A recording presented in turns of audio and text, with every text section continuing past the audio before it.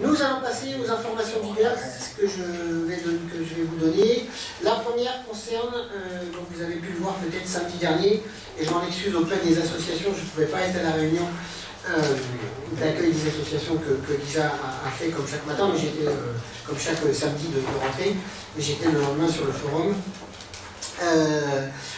On a lancé une démarche qui est une première française et une première européenne même.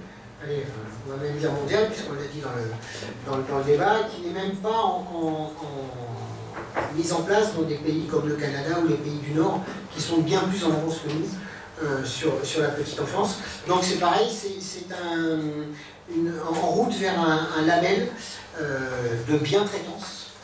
Alors c'est un peu surprenant, parce qu'on pourrait se dire qu'on lutte contre la maltraitance, mais plutôt que d'essayer d'être négatif, en ne pas parlant de maltraitance et en parlant de bientraitance, si on est bien traitant, ben c'est qu'on n'est pas maltraitant. Donc indirectement, c'est plutôt dans ce sens-là. Donc c'est un très très bon travail qui a été fait par le service petite enfance de l'intercommunalité, que j'ai le plaisir d'en être le vice-président. On a monté un cahier des charges où il y a pratiquement un peu plus de 400 items dessus. Et cette démarche qualité sera validée par un vrai contrôle, un peu comme une norme ISO dans les entreprises, hein, pour ceux qui connaissent, par le bureau Veritas.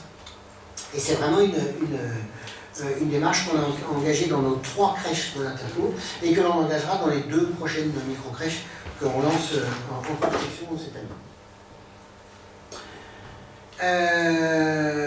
Donc vous avez tous vu que le rond-point a été ouvert et que ça fonctionnait très très bien. Je ne vais pas rentrer plus dans les détails, on en avait parlé l'autre fois.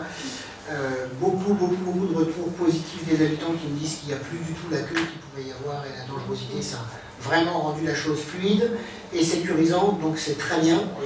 J'aurais juste une petite pensée pour notre ancien collègue et adjoint Samir Benjeloun qui s'était bagarré avec moi dès le début. Et voilà, on s'est souvent moqué de mon bâton de terrain, des fois ça paye.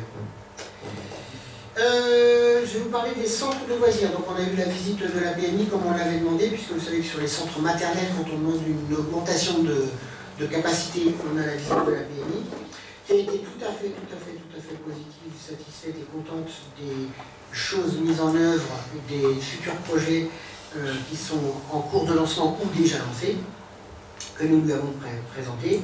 Et donc nous passons le centre maternel de 56 à 65 places dans un premier temps. Je vous rappelle que le centre de loisirs primaire est à 96 enfants. Je vais juste faire un petit parallèle. Quand nous sommes arrivés en 2008, la capacité des centres était de 45 et de 56, soit 101 places. Nous sommes aujourd'hui à 96 et 65, nous sommes donc à 161 places. 60% d'augmentation des capacités d'accueil, ce qui est très bien parce qu'on n'a pas la population qui a augmenté de 60%. Ça veut dire qu'on a donc créé des places qui n'existaient pas pour rendre un service à la population. Et c'est très bien. Un petit point sur la rentrée scolaire. Alors encore une fois, je suis désolé, mais ça va corroborer ce que j'ai toujours dit. On va parler des effectifs. Donc je suis heureux de vous dire que nous avons réussi à conjurer la fermeture de la classe à Perrault. Bien que je me sois étonné auprès de l'inspecteur d'académie que ce se soit passé de cette manière-là, ça va vous montrer un petit peu la façon de gérer l'éducation nationale. Avant, quand on avait une fermeture conditionnelle, l'inspecteur venait le premier jour de la rentrée, comptait les enfants et s'il n'y avait effectivement pas le seuil, fermait la classe. Là, on est arrivé le jour de la rentrée, la classe était fermée, la maîtresse en place sur cette classe-là, mutée dans une autre école, un peu de force, et en comptant les enfants, ah bah oui, c'est bon, vous avez le nombre, vous avez les 270 requis. Bon, bah la commission a lieu jeudi, je vous rappellerai, monsieur le maire, jeudi après-midi, pour vous confirmer que la classe reste ouverte, enfin, rouvre ou reste fermée. Je dis, mais on a le chiffre. Il me dit, oui, mais comme on n'a pas assez d'enseignants, que vous ayez le chiffre ou pas, s'il y a d'autres classes qui ont des moyennes d'autres écoles qui ont des moyennes plus élevées, vous n'aurez pas la réouverture de classe. Ce qui est absolument, de la part de l'État, quelque chose d'ignoble, parce que c'est pas quelque chose qui nous est dit. En juin, on nous dit qu'il faut 270 enfants, sinon on ferme. On a les 270 enfants, et à une virgule près sur une moyenne, on a failli ne pas avoir l'ouverture de classe. Ce qui est absolument abject comme façon de faire, mais c'est la façon de l'État, c'est comme ça. L'institut est revenu lundi, alors je ne vous dis pas le chamboulement pour les enfants qui étaient séparés dans des classes à 10 pour perdre les copains une semaine après, l'institut qui avait été muté ailleurs qui est revenu. Enfin, c'est vraiment, en matière d'organisation, je ne tire pas mon chapeau à l'éducation nationale sur cette façon de faire. Je vous informe même que j'ai de nombreux collègues maires, et là on est vraiment vent debout, où il y a des écoles qui, le jour de la rentrée, n'avaient même pas de fermeture conditionnelle ou de fermeture définitive en juin, 17 sur le département, qui se sont vus se faire fermer une classe alors que c'était pas prévu, même pas en conditionnel. Donc c'est quand même pas top. Enfin bon. En tout cas, les effectifs de la rentrée, donc chez nous, Vivaldi 501 enfants et Perrault 270, donc pour un total de 771. C'est-à-dire plus 20 par rapport à l'année dernière, alors qu'on était en constante baisse depuis 2012-2013. Mais quand je dis que l'alimentation des écoles et le nombre d'enfants qui arrivent est exactement proportionnel aux prévisions que nous avons faites, les 20 là, ça correspond aux constructions qu'il y a eu, qui ne sont pas ni le centre-ville ni les autres, etc., qui sont les divisions de terrain. Donc vous voyez, 86 divisions de terrain génèrent 20 enfants dans les écoles. Donc ça, une fois de plus, ça corrobore ce que j'ai toujours dit, et donc à 571, on est quand même très très loin du pic que l'on avait eu en 2013-2014, où nous étions à 832. Nous avons une capacité d'accueil qui nous permet d'être serein pour l'avenir. Dans les différents travaux, donc les toilettes des maternelles ont été 760. J'ai dit quoi? 760, pardon. Donc après, dans les toilettes, il y a eu des travaux de peinture, il y a eu l'installation des tableaux numériques. Les formations ont lieu demain avec les instituts et avec le fournisseur. Donc les toilettes des maternelles en bas qui ont été refaites et qui sont magnifiques, très très belles. En plus, qui sont adaptées aux nouvelles, aux projets pédagogiques, etc. Enfin, je ne rentre pas dans les détails, mais la dame de la PMI était tout à fait satisfaite là-dessus. On a un tout petit décalage sur de la livraison de matériel de classe, du renouvellement de mobilier. C'est pas du mobilier qui manque, on rechange du mobilier qui est un petit peu ancien, et comme toujours, les fournisseurs étant débordés en été où tout le monde commande, bien on a un décalage, ça arrive la semaine prochaine, je pense, ou la semaine après. Voilà, il y a un petit décalage d'une quinzaine de jours. Ça concerne deux classes. Donc voilà pour le point rentrée scolaire. Sur la sécurité, je vais vous parler des chiffres qui m'ont été donnés par le chef Mioudi, nouveau commandant de la brigade de Saint-Souplet, adjudant-chef de son état qui était à Damartin et qui aujourd'hui commande la brigade de Saint-Souplet. Alors c'est des chiffres que je peux vous donner oralement, que je ne peux pas donner puisque ce sont des chiffres provisoires. On a les chiffres de la délinquance et le tableau qui eux sont communicables à des conseillers ou à toute autre personne en fin d'année quand l'inspection de la gendarmerie a été faite. Enfin, ces points d'étape sont assez flagrants. On a les atteintes aux personnes. Alors, il m'a précisé différentes couples, principalement bagarres, etc. Où on avait 14 faits l'année dernière à fin août, c'est de janvier à fin août, et où on a 19 faits, je vais y revenir juste après dans l'explication, c'est le seul qui est en rouge où on a une augmentation, plus 35. Les atteintes aux biens globales, on est à 28 faits pour 61 l'année dernière, on est donc à moins 54. Les cambriolages, nous sommes à 8 faits pour 10 l'année dernière, nous sommes à moins 20. Les vols de véhicules, on est à 14 contre 24 l'année dernière, on est donc à moins 41. Les dégradations destructions, nous en avons 1 pour 7 l'année dernière, nous sommes donc à moins 85. Et les atteintes à la tranquillité, violences urbaines, comportements dangereux, atteintes aux biens publics, etc., à 19 au lieu de 23, donc à moins 17. Donc ça fait un nombre de faits recensés au total qui est inférieur de 25%, 74 en total pour 99, ce qui fait moins 25%, ce qui est plutôt pas mal.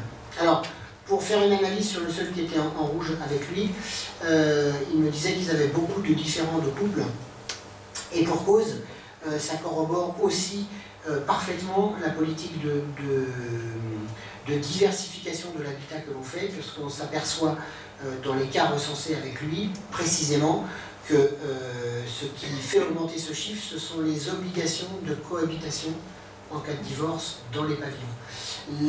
L'offre de logement étant si peu importante sur la commune, et surtout des petits logements permettant d'accueillir un papa ou une maman toute seule, suivant celui qui garde le pavillon, etc., ça nécessite le temps du divorce, des procédures, etc., de cohabiter, et ce qui provoque, d'après son explication, ce type de problématique.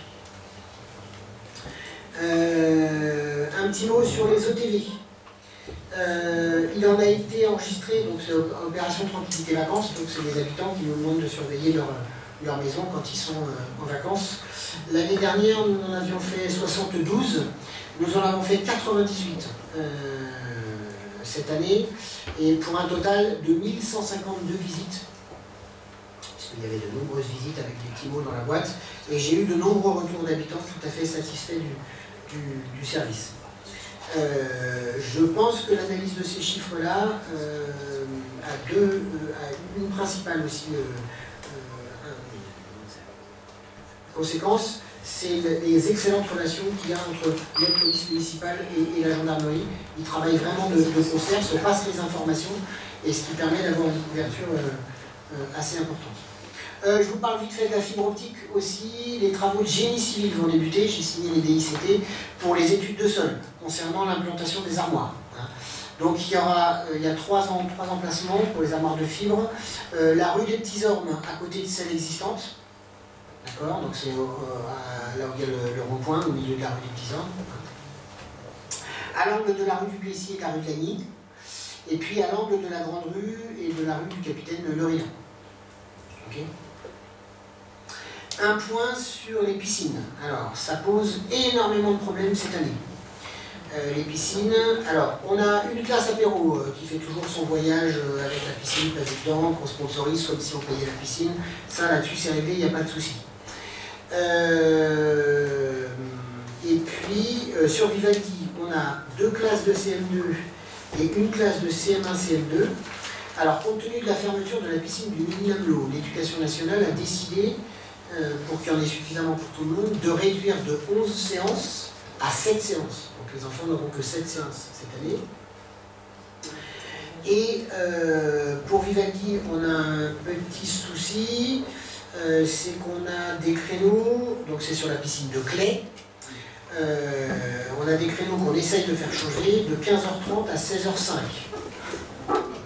Donc sortie de l'eau à 16h05 à Clay, vous imaginez que pour être à 16h30 à la sortie de l'école, c'est carrément impossible. Alors nous, on a passé ce message-là aux enseignants, alors ça concerne 7 jours dans l'année de novembre à octobre et novembre, c'est ça? Je crois, c'est ça. Octobre et novembre, donc c'est pas toute l'année. Nous, on a dit que pour notre part, en tout cas, s'il fallait organiser les services pour accueillir les enfants un peu plus tard, à 45 ou à 17h, nous, commune, il n'y avait pas de souci, on le faisait. Maintenant, la balle est dans le camp des enseignants. Est-ce qu'ils veulent, ou est-ce qu'ils ont la possibilité, je ne sais pas comment ça se passe d'un point de vue d'assurance ou éducation nationale, etc. Nous, en tout cas, on mettra, comme on fait toujours, on prendra en charge les séances de piscine et les autocars. Sachant que ça nous coûtera plus cher en autocar, parce qu'avant, on avait une classe, enfin, on avait un groupe où ils nous prenaient 2 classes en même temps, et que maintenant, c'est des créneaux séparés par classe. Donc, ça va nous dédoubler les autocars. Donc, ce sera des autocars plus petits, un peu moins chers, mais il y en aura 2 fois plus. Donc ça coûtera certainement un petit peu plus cher, mais bon, voilà. Donc ça, j'ai pas encore, c'est pour ça qu'on n'a pas la convention et qu'on ne vous a pas... C'est le conducteur qui fait que c'est plus cher. C'est le conducteur, puisque 2 véhicules de... puis c'est la taille, alors ça dépend aussi des horaires. Parce que vous demandez un autocar à midi, vous l'avez sans problème. Les autocars de ramassage scolaire, au moment de la sortie, ça nécessite des investissements supplémentaires parce que vous ne pouvez pas dédoubler un autocar. Donc si c'est en même temps que des sorties de collège ou des sorties de lycée et qu'il y a déjà des rotations, ça nécessite d'acheter des autocars en plus. Et donc là, ça coûte une fortune. Voilà. Mais bon, ça fait partie des choses. Dernière information, on souhaite la bienvenue à Maître Sonneville, notaire de son état à Dammartin, qui a obtenu une place à Saint-Patus, et donc qui construit une étude notariale à côté de, anciennement Gisota, à côté d'Habitat Immobilier. Voilà. Donc il y aura une étude notariale sur la commune à cet endroit, on n'avait pas de notaire. C'est encore une preuve de développement intéressant pour la commune, c'est toujours un service à proximité pour les Patusiens supplémentaires, c'est plutôt pas mal et intéressant. Voilà, j'en ai fini avec les explications.